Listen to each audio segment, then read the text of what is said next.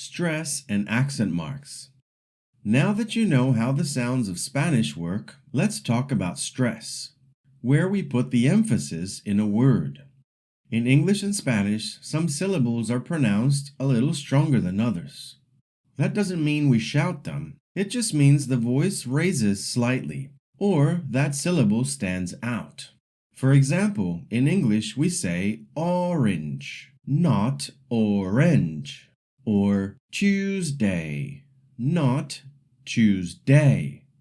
Spanish works the same way, but the rules are much more consistent. Once you know them, you can read almost any word correctly, even if you've never seen it before. Stress without accent marks.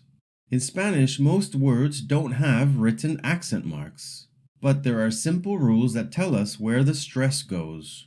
If a word ends in a vowel, A-E-I-O-U, or the letter N or S, the stress usually falls on the second to last syllable.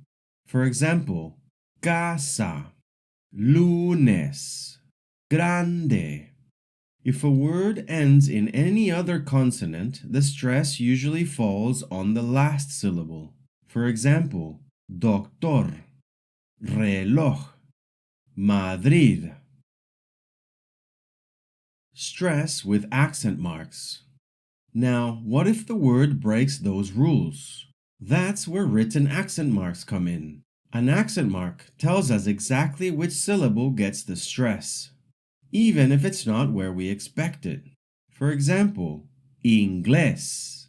The accent mark tells us to stress the last syllable. Fácil. The accent mark pulls the stress forward. Teléfono. The accent mark shows us the second syllable is strong. So if you see an accent mark, follow it. That's always where the stress goes. Let's practice together. Repeat after me. Casa. Lunes. Doctor. Reloj. Inglés. Fácil. Teléfono. Great! Did you hear how the stress falls naturally once you know the rules? So remember, Spanish stress is simple. If there's no accent mark, follow the two basic rules. If there is an accent mark, it always tells you exactly where to put the stress. This is one of the keys to sounding natural in Spanish, and it will also help you understand spelling and pronunciation much faster. Keep practicing, and soon it'll be automatic. Now let's talk about one last special mark you might see in Spanish, the diéresis. The diéresis is the two dots over the letter U.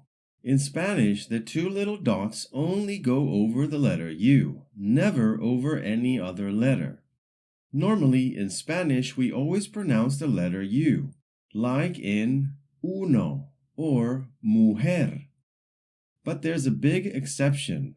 When we see the combinations GUE or GUI, the U is silent. For example, guerra, guitarra.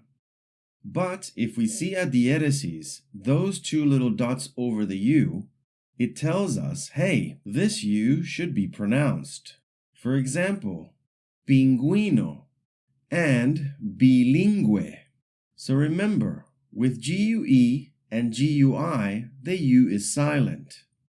But if you see the GUE and the GUI with a diéresis, the U is pronounced.